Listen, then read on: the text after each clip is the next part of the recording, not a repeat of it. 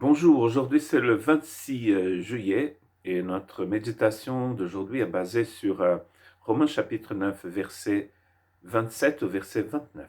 Ésaïe, de son côté, s'écrie au sujet d'Israël.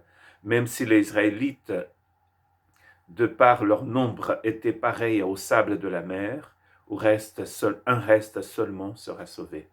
En effet, le Seigneur accomplira pleinement et rapidement sa parole, avec justice.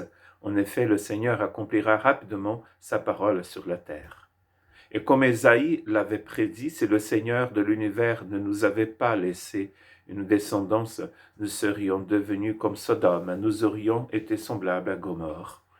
Après avoir cité le prophète Osée, maintenant, il ose citer Ésaïe aussi, et il faut oser. Osée, c'est un prophète qui a vécu avant la destruction du royaume du Nord. Et Ésaïe, c'est un prophète de Juda. Et lui, il va donc parler de la situation du royaume du Nord, mais surtout, il va aussi parler de ce qui va arriver au royaume du Sud. La situation spirituelle du peuple, elle est donc bien claire et visible dans les premiers chapitres du livre d'Ésaïe, notamment le chapitre 1, verset 4. Malheur à la nation pécheresse, au peuple chargé de fautes, à la lignée des méchants, aux enfants corrompus. Ils ont abandonné l'Éternel, ils ont méprisé le Saint d'Israël et ils ont fait volte-face.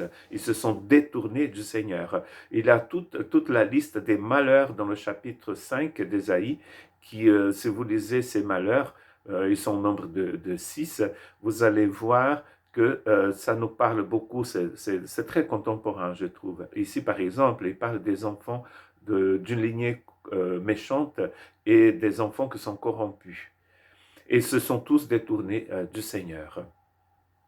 Les résultats sont vraiment terribles pour cette nation et le seront aussi pour nous. Dans un autre texte d'Ésaïe, c'est écrit que le péché les amène vers le bas. Le péché les amène vers le bas. Et donc, c'est ce que le péché fait, d'ailleurs. Hein. Il nous amène vers le bas, toujours. Le salaire du péché, c'est la mort. Et on voit le résultat du fait qu'ils aient fait volte-face, se sont détournés du Seigneur. On voit les résultats dans les années qui vont suivre ce qui a été prophétisé par Ésaïe. Paul va donc utiliser ce texte d'Ésaïe pour parler de ceux qui vont revenir, parce que dans le texte d'Ésaïe, c'était par Paul, ici, il parle de ceux qui reviennent de la déportation, qui ne sont pas beaucoup. Et d'ailleurs, il va dire, c'est le Seigneur des armées célestes, le Seigneur Sabaoth, s'il n'intervenait pas, nous serions justement comme Sodome et Gomorrhe.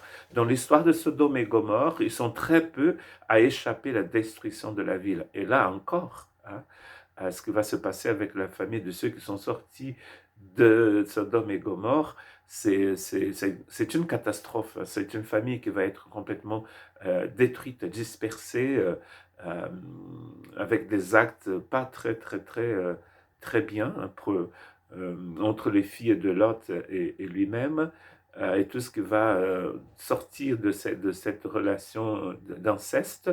Donc vous voyez que heureusement, Dieu agit avec grâce, parce que c'est ce qu'il dit ici, c'est le Seigneur de l'univers, c'est le Seigneur des anges, le Seigneur des étoiles, c'est le Seigneur des galaxies. C'est le Seigneur de l'univers, traduit ici, c'est le Seigneur de l'univers, ne nous avait pas laissé une descendance, nous serions devenus comme Sodome et Gomorrhe. Si Dieu n'intervient pas dans notre histoire, nous serions comme Sodome et Gomorrhe. Si le Seigneur de l'univers n'intervient pas dans votre vie, dans votre famille, vous seriez comme Sodome et Gomorrhe.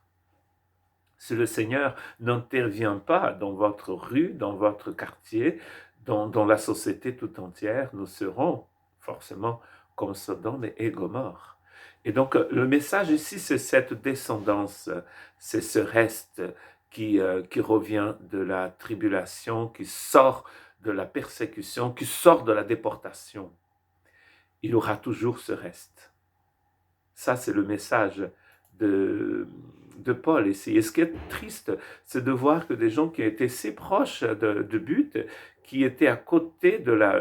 C'est comme si on essayait de rentrer dans un pays. Là, on est à côté de l'Espagne. On est vraiment à côté, mais on n'y va jamais. Hein. J'ai vécu dans le nord de la France. On a toujours vécu dans les frontières. On était à la frontière de la Belgique et celle de l'Angleterre. Et on a connu des gens qui n'avaient jamais été en Angleterre. Et pourtant, de la France, on voit l'Angleterre de l'autre côté de la Manche. C'est proche, mais on ne rentre jamais. Ça, c'est tellement triste. Et c'est ce que Jésus dit dans Matthieu chapitre 8, versets 11 et 12. Or, je vous le déclare, beaucoup viendront de l'Est et de l'Ouest et seront à table avec Abraham, Isaac et Jacob dans le royaume des cieux. Mais ceux à qui le royaume était destiné seront jetés dans les ténèbres extérieures, où il y aura des pleurs et des grincements de dents. Les fils du royaume qui étaient si proches du but, ils ne rentrent pas. Si le péché nous amène vers le bas, la repentance nous ramène vers le Seigneur. Et Paul nous dit que nous sommes assis dans les lieux célestes. Il écrit ça en écrivant à l'église d'Éphèse. Nous sommes dans les lieux célestes. Donc laissons le Saint-Esprit nous conduire vers les lieux célestes et pas vers le bas. Faisons partie de ce reste, de ceux qui retournent de la captivité, qui ne restent pas dans la déportation, mais qui reviennent vers le Seigneur et qui vont toujours de plus en plus vers le Seigneur. Ça, c'est le message de Paul ici, le reste, cette descendance, les enfants qui reviennent et qui ne restent pas dans l'esclavage. Que Dieu vous bénisse.